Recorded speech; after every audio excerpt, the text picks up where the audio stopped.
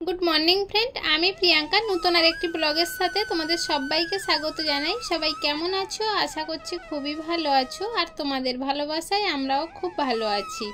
आजकेर एखन बाजे 7:30 और एखन थेकेई ब्लगटा शुरू करछि। प्लिज पुरो ब्लगटा स्किप ना करे तोमरा देखो, आशा करछि खूबই भालो लागबे। और आमार ब्लगेर मध्य कोनो जायगाय जोदि एकटु तोमादेर भालो लेगे थाके बा हेल्पफुल मने हय ताहले लाइक कमेंट शेयर करे पाशे থেকো और प्लिज सबस्क्राइब करते भूलो ना। तबे যাই হোক অনেক তো বকে ফেললাম, কাজের কথায় আসি। আজকের ব্লগটা তৃষ্ণার খাবার বানাতে বানাতেই শুরু করলাম। তবে তৃষ্ণা আজকের খাবে বললো নুডলস, তাই ওকে নুডলস বানিয়ে দিচ্ছি।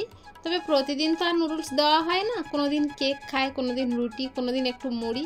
আর যেদিন মনে করে আজকে নুডলস খাবো সেদিন ও বলে দেয়, নুডলস বানিয়ে দেওয়া হয়। কিন্তু দুধ চকোস যে দেবো ও খেতেই চায় না। একদিন দিয়েছিলাম, তোমরা দেখেছো, তবে সে তো নষ্ট করে ফেলে দিচ্ছিল, খেতে চায়নি। ওই জন্য আর দুধ দেওয়া হয় না, মানে দুধ খেলে ওর একটু গ্যাস হয়ে যায়, তাই জন্য জোর করে দেওয়া হয় না। তবে তৃষ্ণার খাবারটা তো ফুটে গিয়েছে আর এদিকে চায়ের জলটাও বসিয়ে দিচ্ছি। ওরা দুজনে চা খাবে, আমি তো চা খাই না খুব একটা, একটু ঠান্ডা লাগলে বা ঠান্ডা পড়লে তখন সকালে একটু আধটু চা খাই। তবে আজকের আর চা খাবো না, যেহেতু হাতে সময় নেই, অনেকটা বেলা হয়েছে, রান্না করতে হবে। সেই জন্য ওদের দুজনকে চা দিয়ে আর তৃষ্ণার খাবারটা দিয়ে আমি রান্নার দিকে চলে গিয়েছিলাম। তবে আজকের চাল কুমড়ো রান্না করব। এই চাল কুমড়োটা মামিমা দিয়েছিল, মানে মামি শাশুড়ি দিয়েছিল, তাই কুচিয়ে রেখেছি। তো উনি দেওয়ার সময় বলেছিল যে চিংড়ি মাছ দিয়ে রান্না করতে, কিন্তু আজকে চিংড়ি মাছ দিয়ে রান্না করব পটল আলু। তাই ভাবলাম এটা একটু নিরামিষ করি, তাই জন্য একটু তেলের উপরে 5 ফোড়ন আর শুকনো লঙ্কা তেজপাতা দিয়েই এটা একটু ভাজা ভাজা করব। তবে যেরকম সরু করে করে কেটেছিলাম দেখেই মনে হচ্ছিল যদি আলুর মতো ভাজা যেত তবে ভীষণ ভালো হতো, কিন্তু সেটা তো আর হবে না। আলুর মতো ওরকম ঝুরঝুরে করে ভাজা যাবে না, ও তো ঘেঁটেই যাবে সিদ্ধ হতে হতে। লবণ হলুদ দিয়ে একটু নেড়েচেড়ে ঢেকে রেখেছিলাম, কত সুন্দর জল উঠেছে দেখো, আর সিদ্ধ হয়ে গিয়েছে। একটু নাড়াচাড়া দিয়েই রেখে দিলে না এই জলটা শুকিয়ে যাবে। তবে চাল কুমড়ো আর কচু শাক জল মারতে গেলে কিন্তু ভীষণ কষ্ট হয়, তাই কিনা বলো।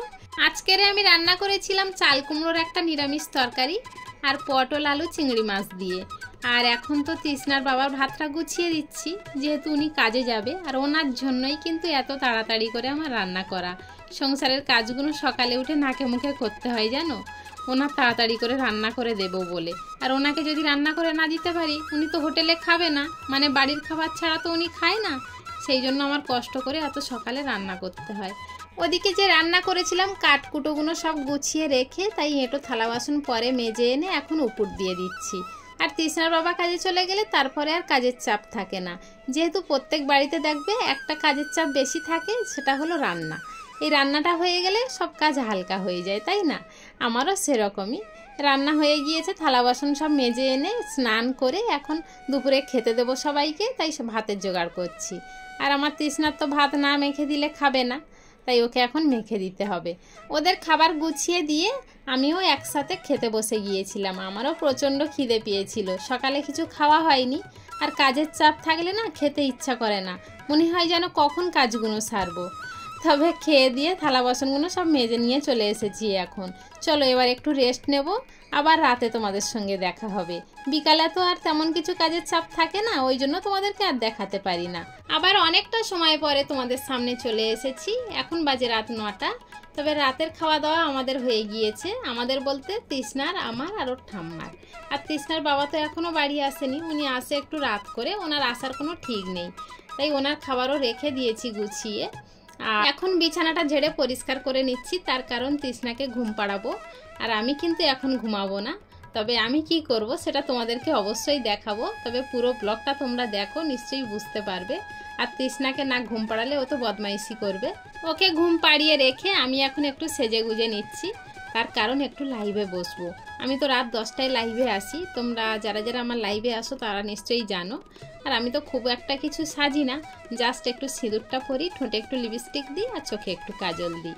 তাই আমি এখন ড্রেস করে সব গুছিয়ে নিয়েছি। চলো তাহলে আজকের ব্লগটা এখানেই শেষ করছি। দেখা হচ্ছে নতুন আরেকটি দিনে নতুন আরেকটি ব্লগের সাথে।